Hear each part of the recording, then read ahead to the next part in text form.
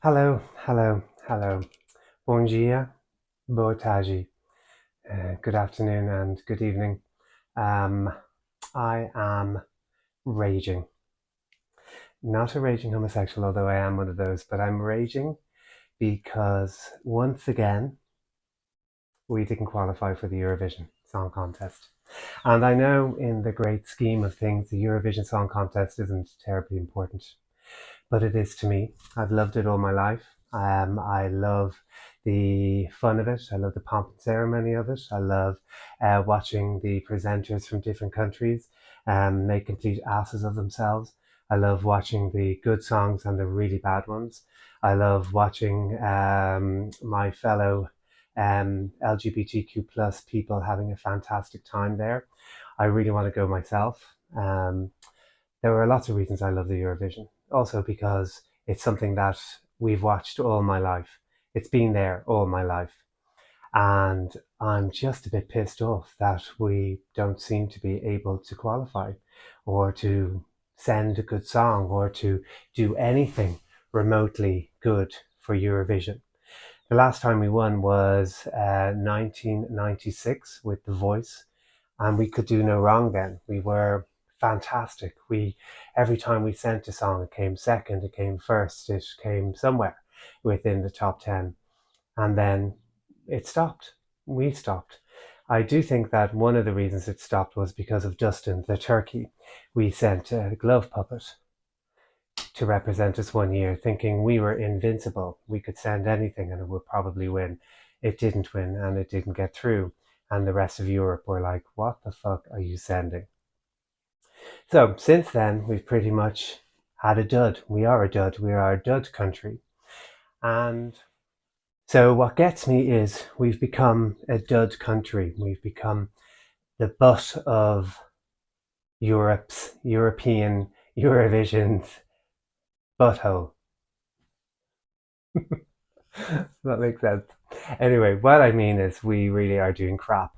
In the last, I don't know, the last 25 years, we've only qualified a handful of times. The last time we qualified was in 2018, and that was Ryan of Shockley, who sent a really good song, and it was a beautiful song, and it was a gay love story, and there was fantastic staging. He was a bit wobbly on the night, but he got through, and then he sang quite well in the final. But the problem was, even though this is an LGBTQ fest, this is gay Christmas, the problem was that countries such as Azerbaijan, Bulgaria, Russia, and the affiliated countries weren't particularly happy with the overtly homosexual meaning to the song. So they ended up not voting for them, not voting for Ryan, and it ended up not doing as well as everybody thought it would. At one stage, bookies had it up as high as third place, but unfortunately it didn't happen. It didn't work. But since then, we haven't qualified, and since then we've just been crap. And you know, online and on all the sort of RSVP magazine, which is an Irish magazine, or the RT Guide Twitter page, or on YouTube, or wherever you're looking, you have all these people going, we were robbed this year. For instance, we sent Wild Youth, who were actually a good band. I mean, if you look at their stuff, they're a really good band, and they're an indie band. And why the fuck didn't they send an indie song? Like, why didn't they perform something that they're much better at? I mean, the run up to it on the Late Late Show, they were terrible. And let's talk about that. I mean, it's such a terrible, terrible show. It really is. It's just a laughing stock in Europe. We have this corner of a little tiny studio in RTE, and we put our songs on there and we choose from there. And it's just ridiculous. It really is. I mean, there was a time when we would do it in, I don't know, the Gaiety Theatre in Dublin, and it would be properly televised and properly staged. And people, you know, really good songwriters from around Ireland would give in their songs, and then you would have groups come and they would sing, and we would pick out of 15 different groups. We would pick the best and we would send them to Eurovision, wherever it was going to be the next year. And we always did well. I mean, sometimes we had terrible songs, but you know, that's just the way it is. But we pretty much have always done really, really well in Eurovision up until the 90s, or the late 90s, the early 2000s. Then we just became crap.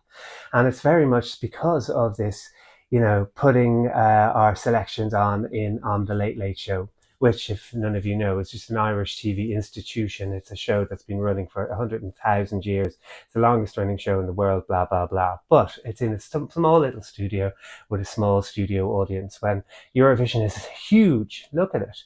It's ginormous. Look at the fantastic staging in Liverpool. It's just brilliant. And, we send crap. Everyone's complaining and, oh, we were robbed. It's because of block voting. It's because this, that, and the other. It's not because of any of those things. It's not because of block voting either. England, the UK, came second last year. So it's nothing to do with that. It's to do with the quality of the people you send. Wild Youth are a good band. And actually, they performed well last night. It was on last night. They performed well, but the song was just crap. It was a generic pop song. It was something written for the 90s. It was just no good compared to the rest of the stuff. And yes, there was other crap stuff, but a lot of the stuff was really, really good. Loreen is back, and her song, I think, is really good for Sweden. And I think also my favourite out of last night was Israel. I can't remember the name of the girl's name, but I'll put it up now. Israel were fantastic. Really, really good staging, amazing dancing. I mean, that's what we should be doing. We shouldn't be sending subpower people to do to perform in Europe. Last year, we had this girl called Brooke. I can't Scanlon, I think her name was, and you know she's okay. And maybe with a lot more experience, she'd be really, really good. But she was sent there and she performed all right. The song was terrible. It was another generic pop song. And people went mad that she didn't get through. But there was another girl performing from Spain who was just blew this girl Brooke out of the water. She was fantastic. I think Spain came third. I'll look it up and put it up now in a minute. And she was amazing and she was just so charismatic and excellent. Whereas Brooke was on stage and she just looked like she was going through the motions because she was really scared shitless. I mean, it must be a very nervous thing to do, especially if you're inexperienced, which unfortunately most of the people are that Ireland send. Leslie Roy, for instance, on paper, she should have done really well. The song was a really good song. What they were describing as the staging was really interesting. And then when on the night when she performed, she was terrible. She was out of tune. She was flat. The staging was bad. She was clearly really nervous, and it just didn't work. And it's like there's another hope gone down the drain. So coming the next Saturday, we're sitting there in Ireland, betting on everything, but it's just not the same because we don't have our country. And it's not that there's countries that don't make it into the final, but they've never won. They've never made it into the final. They've always been rubbish. They've always got mixed reviews, such as Germany. And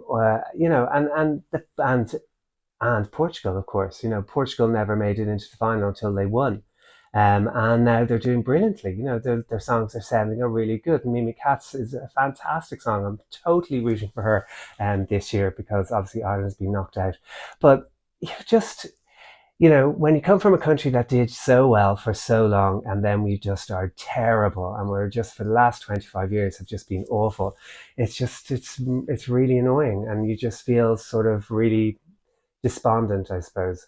My husband Fabio thinks maybe it's because Ireland doesn't want to win again because we'd have to spend the money on staging. But I think we did it 3 years in a row when we won 3 years in a row. I think in a 25-year gap, I think we're going to be okay. But we have to send good people, and we just aren't. So, what to do? Well, let's send good people.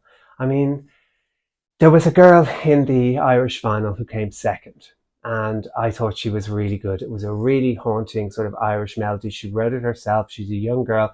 I can't remember her name. I'll put it up now. And she was fantastic. And I just was hoping that she would win. I really was. I thought she would be original and she would be, something that is hearkening back to, our sort of Irish roots and that's what we needed. We needed something like that, sort of, the voice-esque. And I think if we can send something like that again, or just send really good people, Rock and Roll Kids was just such a good melody. It was a really beautiful song, really simple. And it was and it won the Eurovision the year that Riverdance won. Or Riverdance was the interval act. And so it was slightly overshadowed. but it was still a beautiful song. I just don't understand why we are sending all of these people really bad songs who don't know how to perform on a big stage. And then you've got the writers. Like if you look at the songs that have been written for most of the entries over the last, 5 years for Ireland, they are, Swedish guy, a guy from England, a guy from Ireland, a guy from wherever, Germany, all get together, amalgamate a song, and then tout it around Europe. And then one of the countries takes it and then gives it to a group and then they sing it. And ta-da, there's your pop song. And it's just not good enough anymore, especially with the likes of, look at Ukraine, who are going through hell at the moment, but look at what they're sending. They send fantastic groups. They won last year with an amazing, their song was so good. And every year since they've entered, they've gotten into the final. What are they doing that we're not? They're taking a really big interest. And you've got now England, for instance, have changed the way they're scouting for people. They've got really good producers getting in touch with agents, getting in touch with songwriters, and picking a good singer, a good songwriter, putting them together, and you come up with Sam Ryder last year. I mean, what a fantastic performance! And those, people who say, "Oh, I wouldn't be caught dead entering the Eurovision," it's if you lose, you're fucked. It's pretty much true. But if you win, my God, the guy couldn't get fill an arena like a pub with 25 people before, and now he's filling up arenas all around Europe and doing brilliantly. And he said it's changed his life, and it has so many people. So I just want to have a Saturday where I sit in front of the TV, I get the goosebumps in my tummy, I drink my caipirinha with my mates, and we watch and we hope that Ireland are going to do really, really well and that it's there in the final. I mean, is that too much to ask? Just that it be in the final. That's all I want. I mean, it can come 15th or whatever, but still, it'd be lovely that we get into the final. So come on, Ireland, get your fucking finger out, will you? Ireland are great at rugby. We're great at. Actually, that's pretty much all. Oh no, gymnastics now. We're good at gymnastics. We're good at a few things. But the one thing that you could always rely on with Ireland was Eurovision. You could rely on the fact that we were good at it, and we're not anymore. I mean, we're crap at football, and now we're crap at Eurovision, and it's such a pity. So, my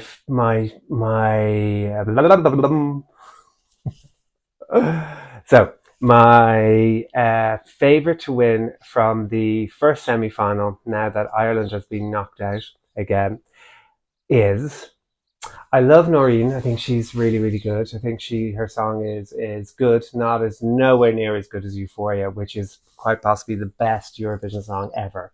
I still listen to it nonstop. It's so fantastic, but it's not as good as that. But she's did her staging is really good, and she was amazing. Finland. Finland are interesting. He's good. He's really fun and everything. It's not my favorite song. It's one of those songs that I think people just love. Like they'll just bop around to it, and I think that's going to do well.